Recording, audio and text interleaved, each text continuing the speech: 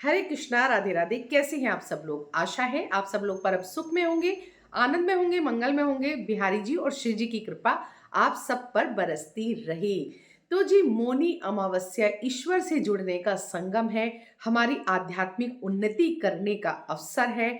और इस अमावस्या पर मुनि के समान संयम, संकल्प, आचरण, व्यवहार करने का हमें अवसर मिलता है।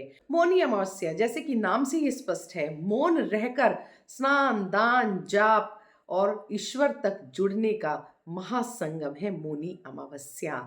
तो मौनी अमावस्या कब पड़ रही है, हमें किस दिन स्नान, दान, जाप करना चाहिए, मौनी अमावस्या पर हमें किस तरह से पूरा दिन अपना व्यतीत करना चाहिए, मौनी अमावस्या पर हमें दीप दान कैसे करना है, इस दिन किस किस चीज़ों का हमें दान करना चाहिए और किन चीज़ों का विशेष हमें ध्यान रखना है, सभी जानकारी इस वीडियो के माध्यम से मैं आपको दूंगी। तो वीडियो के लास्ट तक बने रहिएगा और अगर जानकारी आपको पसंद आई तो सभी तक ये वीडियो जरूर पहुंचाइएगा। हर महीने एक अमावस्या आती है और सभी अमावस्या पितरों को समर्पित होती हैं।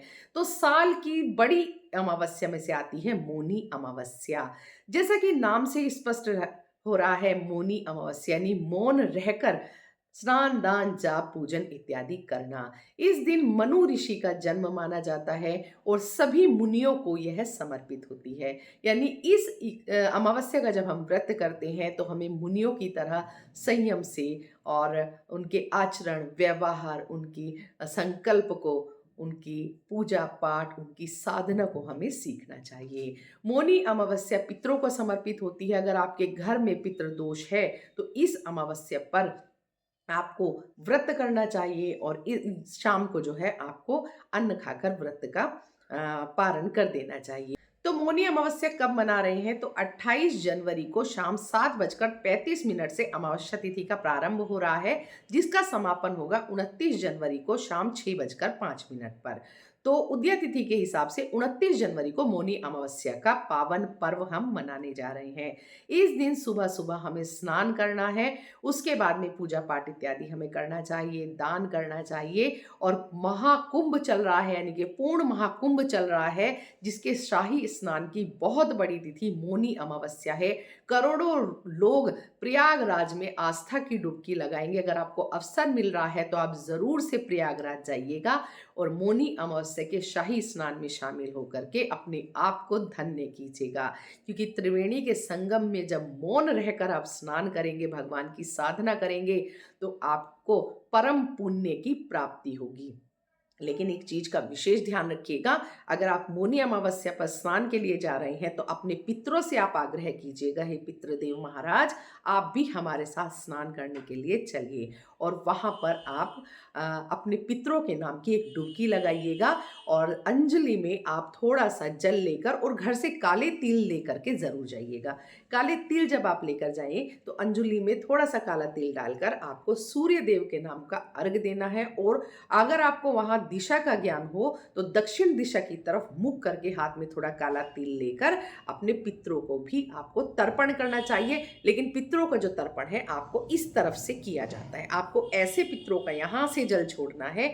ओम पितृदेवाय नमः, ओम पितृदेवाय नमः, ओम पितृदेवाय नमः, इस तरह से आपको पितरों का तर्पण करना चाहिए। तो ये बात हो गई महाकुंभ में जाने की। अगर आप महाकुंभ नहीं जा रहे हैं, आपके आसपास कोई पवित्र नदियां है या सप्त नदियों में से कोई नदी है, तो आप उसमें स्नान करके आप वहां पर भी सूर्य देव को तिल डाल करके अर्घ दे सकते हैं, पितरों के नाम की भी डुबकी लगा सकते हैं। अगर वो भी नहीं कर पा रहे हैं तो घर में ही अपनी बाल्टी में थोड़ा सा गंगा जल और काले तिल डाल करके आपको स्नान करना चाहिए।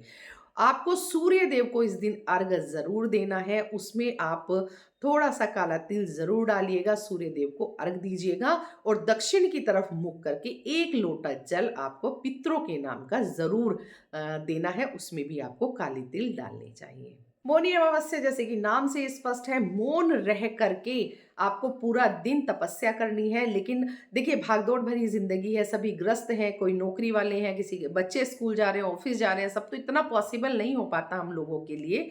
तो आपको कम से कम 1 पहर का मौन ज़रूर धारण करना चाहिए, या फिर आप सुबह जब स्नान कर रहे हैं उस समय मौन रहिए। आप भगवान को स्नान करा रहे हैं, आपके पास बाल गोपाल की सेवा है, आप उनको स्नान करा रहे हैं, तब आप मौन रहिए। जब तक आपकी पूजा पाठ खत्म ना हो, आपका भोग इत्यादि ना लग जाए, आपका पितरों के नाम का आपने भोजन नहीं निकाला, तब तक आप मौन रहिए। तो आप अमावस्या के 1 पहर तो कम से कम मौन रहिए ही, अपनी पूजा पाठ के समय तक आप मौन रहिए। उससे ना से हाँ बेहतर होता है, तो आपको कुछ ना कुछ फल इसका ज़रूर मिलेगा। वैसे तो पूरे दिन का मौन रहने का विधान है, पर ग्रस्त होने की वजह से हम लोग नहीं कर पाते हैं, तो हमें पूजा पाठ के समय तक मौन रहने का संकल्प लेना चाहिए। तो कैसे करनी है पूजा पाठ? तो आप सुबह स्नान कीजिएगा, पानी में गंगा जल और तिल डाल करके, उसके बाद अपने बाल गोपाल को काले तिल डाल करके पंचामृत से स्नान कराइएगा, या साधारण जल में भी तिल डाल करके स्नान कराइएगा। उसके बाद में आप अपनी पूजा अर्चना वंदना जो भी आप करते हैं वो करिएगा, सूर्य देव को अर्घ दीजिएगा काले तिल डाल के। 1 लोटा जल आप पितरों के नाम का ज़रूर समर्पित कीजिएगा, और आपके घर के पुरुष अगर इस काम को करें तो ये बहुत ही ज़्यादा पुण्य फलदायी होता है। आप मंदिर जाइएगा, भगवान भोलेनाथ पर 1 लोटे जल में काला तिल डालकर समर्पित कीजिएगा, क्योंकि ये जो तिथि होती है, हरि, हर और पीपल के वृक्ष की पूजा का इस दिन विशेष विधान होता है। तो इस दिन हरि, हर और पीपल की पूजा आपको विशेष विशेष पुण्यों की प्राप्ति कराती है। इसके बाद में आप घर में खीर ज़रूर बनाइएगा। तो इस दिन आप खीर बनाएँगे तो उसमें सफ़ेद तिल थोड़े से डाल दीजिएगा, तो इससे इसी से ही आपको भगवान का भोग लगाना है। आप कच्चे भोजन की थाली निकालिएगा, जिसमें आप आटा, चावल, चीनी, मौसमी फल व सब्जियाँ, थोड़ा-सा दूध, दक्षिणा, और आप काले तिल और काले तिल से बनी हुई मिठाई या सफ़ेद तिल से बनी हुई मिठाई, आप लड्डू यानी कि तिलकुटा, इस दिन आप दान कीजिएगा। तो उसके बाद में ये चीज़ आप मंदिर में दे कर के आइएगा। शाम को आप अपने घर में की दक्षिण दिशा की तरफ मुख करके एक सरसों के तेल का दीपक जलाइएगा, जिसमें आपको काले तिल ज़रूर डालने हैं। अगर आपकी बालकनी में जगह नहीं है तो फिर आप छत पे जा कर के सरसों के तेल का दीपक जला सकते हैं, और वहाँ पर भी दक्षिण की तरफ आपको मुख करना चाहिए। अपने पितरों को हाथ जोड़कर नमस्कार करना चाहिए, उनकी मोक्ष प्राप्ति के लिए आपको प्रार्थना करनी चाहिए। उनसे प्रार्थना करनी चाहिए कि हे पितृदेव महाराज, आप हम पर प्रसन्न होइए, और हमसे जाने अनजाने कोई भूल हो गई हो तो हमें क्षमा कर दीजिएगा। इस तरह से आपको करना है, और 1 लोटा जल भर के उसमें थोड़े काले तिल डाल करके दक्षिण की तरफ आप रख दीजिएगा, ताकि आपके पितृ उसको पाएँ और प्रसन्न हो जाएँ। उसमें थोड़ा-सा आप गुड़ भी डाल दीजिएगा। तो इस तरह से आपको पूरा दिन पूजा अर्चना वंदना करनी है। अगर आपके घर में बालकनी में दक्षिण की तरफ जगह नहीं है तो छत पर जाकर के इस कार्य को आप कर सकते हैं। इस दिन पीपल के पेड़ की पूजा का विशेष विधान है, तो आप सुबह अर्ली मॉर्निंग या फिर शाम को 6-7 बजे यानी संध्या के समय में पीपल के पास ज़रूर जाइएगा। वहाँ पर सरसों के तेल का दीपक आप प्रज्वलित करिएगा, या फिर तिल के तेल का भी आप दीपक प्रज्वलित कर सकते हैं। उसमें काले तिल आप ज़रूर डालिएगा, और आप पीपल देव की 7 परिक्रमा लगाइएगा इस दिन, और पितरों के नाम का भी आप दीपक वहाँ पर जला सकते हैं।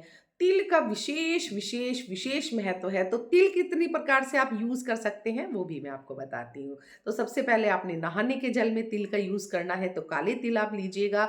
सूर्य देव के लोटे में आपको जल जो तिल डालने हैं वो भी काले तिल आपको यूज़ करने हैं। आपको पितरों के नाम का लोटा देना है, जो जल देना है उसमें भी आपको काले तिल यूज़ करने हैं।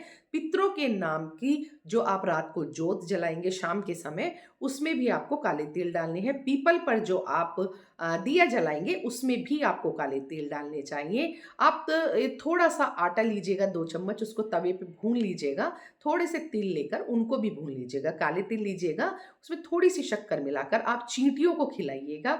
इससे आपके ऊपर भारी से भारी जो पितृदोष हुआ उसमें भी आपको बहुत फ़ायदा मिलेगा, आपके पितृ प्रसन्न होंगे। अब थोड़ा-सा आटा मांडिएगा, उसमें काले तिल डाल कर के छोटी-छोटी गोलियाँ बनाकर मछलियों को खिलाइएगा। इससे भी पितृदेव प्रसन्न होंगे। आप कुत्ते को दूध पिलाइएगा और इसमें भी थोड़े से काले तिल आप डाल दीजिएगा। तो देखिए हमारे पितृ किस योनि में है, किस योनि में उन्होंने जन्म लिया है और वो भटक रहे हैं कि मोक्ष पा गए हैं, हम कुछ नहीं जानते हैं। तो हम पितरों को तृप्त करने के लिए सभी की पूजा करते हैं, चींटियों की, कौवों की और कुत्ते की और मछलियों की, हम सबकी सेवा करते हैं। तो इस तरह से आपको इस दिन पूरा का पूरा आपको पूरा पशुओं की, पक्षियों की, सबकी पूजा करनी चाहिए। थाली आपने मंदिर में भिजवाई दी है। बहुत सारे लोग इस दिन भोजन बना के भिजवाते हैं और बहुत सारे लोग कच्चा भोजन निकाल करके भिजवाते हैं। तो पितरों के नाम का आपको ज़रूर करना चाहिए, गौ माता की सेवा करनी चाहिए। इस दिन गर्म वस्त्रों का दान करना चाहिए, क्योंकि ठंड है तो गर्म वस्त्रों का दान, जूते का, छाते का दान करना चाहिए। इससे आपको परम सौभाग्य की प्राप्ति होती है, पितृ दोष से आपको मुक्ति मिलती है। आपके पितृ प्रसन्न होकर आपको जिस भी लोक में है वहां से आशीर्वाद देते हैं। देखिएगा आपके रुके हुए काम, आपके जो काम बनते बनते बिगड़ जा रहे हैं, आपको सफलता नहीं मिल पा रही है या किसी भी तरह से आपको कोई काम सफल नहीं हो पा रहा है, तो सभी में देखिएगा आपको एक चमत्कारी रिजल्ट मिलेगा सभी चीज़ों का। आपके सभी काम बनने लगेंगे, आपके पितृ आपसे प्रसन्न होंगे। तो विशेष और विशेष आपको पितरों की इस दिन पूजा करनी है। तो देखिए अब बात आती है कि बहुत सारे लोग जॉब में होते हैं, उनको टाइम नहीं होता, वो करना सब कुछ चाहते हैं पर समय नहीं होता है। तो देखिए हम पूरी उम्र हम जॉब में ही रहेंगे, तो उसके साथ साथ हमें अपना आध्यात्मिक जीवन, हमें अपना सनातनी जीवन भी बिताना है। तो उसके लिए थोड़ा बहुत समय देखिए हमें निकालना पड़ता है। 5-10 मिनट आप इसी तरह से व्यवस्थित करिएगा अपनी लाइफ को कि आपको 5-10 मिनट का ही समय लगे। जैसे आपको जो भी थाली वहाँ पर निकालनी है, जैसे कि आपने कच्चा भोजन दान करना है, तो वो सारा आप थाली में लगा के रात को ही रख के सोइए, उसको साफ जगह पे उसको रख के सोइए, ताकि सुबह आपका मैशी ना हो जाए, सुबह आपको चीज़ें ढूँढने में प्रॉब्लम नहीं हो। आप सिर्फ दूध की थैली सुबह वहाँ पर रखिएगा, बाकी आप रात को ही सारी तैयारी करके रखिएगा। जैसे आप 10 मिनट के लिए समय आप अपना निकालिएगा, आपको सूर्य देव को भी अर्घ देना है, आपको पितरों को भी अर्घ देना है और शाम का जो दीपक है, वो आपके घर की महिलाएँ जला सकती हैं। देखिए, पितरों की जो पूजा होती है, वो पुरुषों के द्वारा की जानी चाहिए। पुरुषों के द्वारा जब पूजा की जाती है, तो इसका पूर्ण फल आपको मिलता है। लेकिन अगर कोई मजबूरी है, वो अवेलेबल नहीं है, तो फिर घर की महिलाएँ भी इस पूजा को संपन्न कर सकती हैं। तो जी मौनी अमावस्या से संबंधित समस्त जानकारी मैंने इस वीडियो के माध्यम से आपको देने का प्रयास किया है। आपको स्नान कैसे करना है, जाप कैसे करना है, आपको दान किस किस चीज़ का करना है, कब मना रहे हैं मौनी अमावस्या और पूरे दिन की आपकी दिनचर्या क्या होनी चाहिए और किस तरह से आपको इस पावन पर्व को मनाना चाहिए। अगर आप महाकुंभ में जा रहे हैं तो फिर आपको कैसे करना चाहिए। पूर्ण महाकुंभ में जा रहे हैं तो आपको एक साड़ी ज़रूर वहाँ पर लेके जानी चाहिए, त्रिवेणी को आपको उसको पहनाना चाहिए, एक कलश आप लेकर के जाइएगा, सुपारी लेकर के जाइएगा, एक पीतल का छोटा सा लोटा लेकर के जाइएगा और एक हल्दी की गांठ उसमें डालिएगा। यानी लोटे के अंदर आप सुपारी डालिएगा, हल्दी की गांठ डालिएगा, उसके ऊपर नारियल रखिएगा और माता को साड़ी पहनाइएगा, चुनरी पहनाइएगा और इन सब चीज़ों को वहीं पर समर्पित कर दीजिएगा।